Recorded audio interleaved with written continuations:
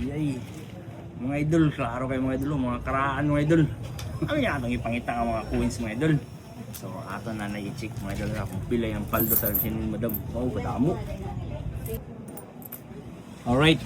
Muna siya gitawag natin sa una pa nga panahon mga idol, mga pisitas. Ang pisitas mga idol, muna siya tag 20 centavos.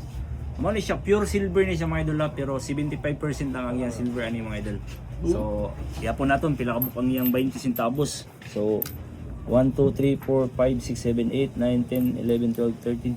So, 13 mga idol. Subot pa sin aras ini siya sa mga. Dili ni siya mahalin madam. Oo. Murag aras ni siya sa una idol.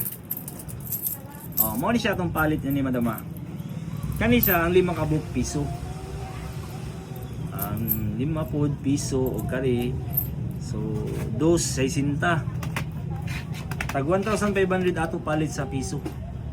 So, 2.6 times 1,500 equals mga idol 3,009 atong palit ani nga tanan mga idol.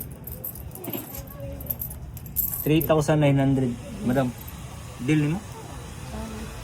Pangutan na niya kaupod. Pangutan na niya kaupod mga idol kung iya ba ni deal. Mura ni siya og kuan, mura siya og aras ni siya. No?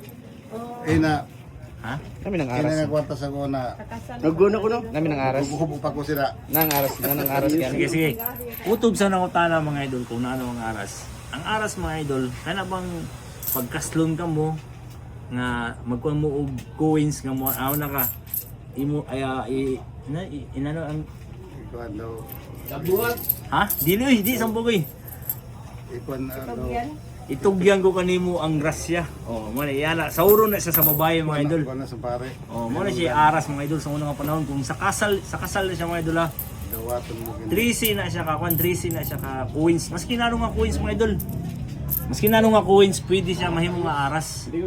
Dili lang kay sinulong silver. Kani mga idol silver kay kanang dugay ng mga panahon. Pwede karon pwede gani karang 10 pesos, 20 pesos. Depende ra na sa ilang pagkuan nila kung nano ang ila gamit nga coins nga imong nga aras. Right na naman madam, deal 3,900. Deal mga idol. Alright.